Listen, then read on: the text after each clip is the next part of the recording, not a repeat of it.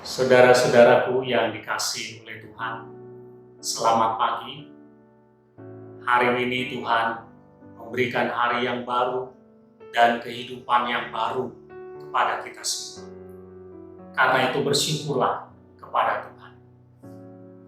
Saudara, jika kita menanam sesuatu, tanaman misalnya, biji yang kita tanam, pertanyaannya adalah, apakah biji yang kita tanam pada hari ini, besok sudah bisa kita nikmati hasilnya?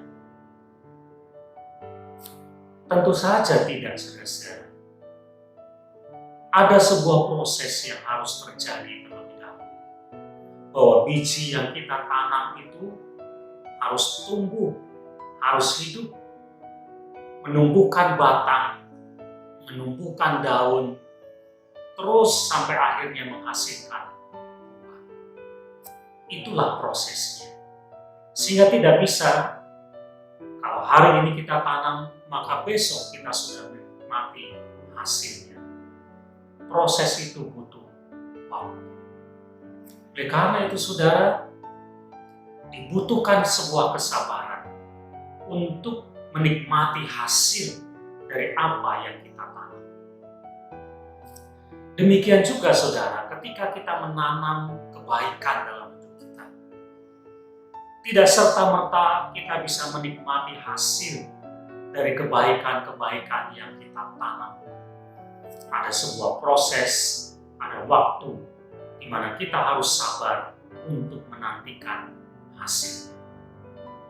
Demikian juga sebaliknya, saudara. Kalau kita menanam sesuatu yang jahat, tidak serta-merta juga kita menikmati akibatnya, mengalami akibatnya. Tetapi ada sebuah proses, dan satu saat akibat itu akan juga terjadi dalam hidup kita. Saudara, di dalam surat Ibrani pasal yang ke-6 ayat yang ke-15 dikatakan demikian. Abraham menanti dengan sabar, dan dengan demikian ia memperoleh apa yang dijanjikan kepadanya. Tuhan berjanji kepada Abraham bahwa dia akan punya keturunan yang sangat banyak. Dan Abraham sabar menantikan penggenapan janji Tuhan.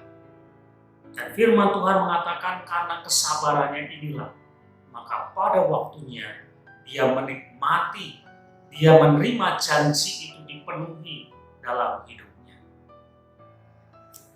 Mari kita menjadi orang yang belajar untuk sabar.